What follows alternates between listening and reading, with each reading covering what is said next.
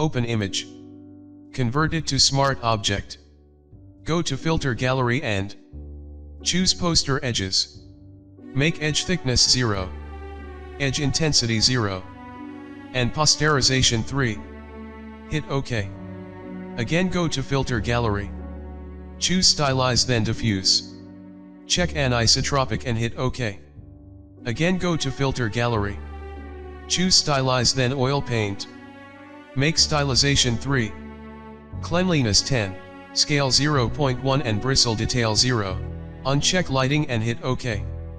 Again go to filter then unsharp mask. Make amount 150, radius 5 and threshold 5.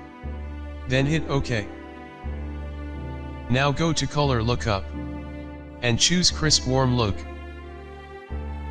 And cartoon effect is ready. Thanks for watching.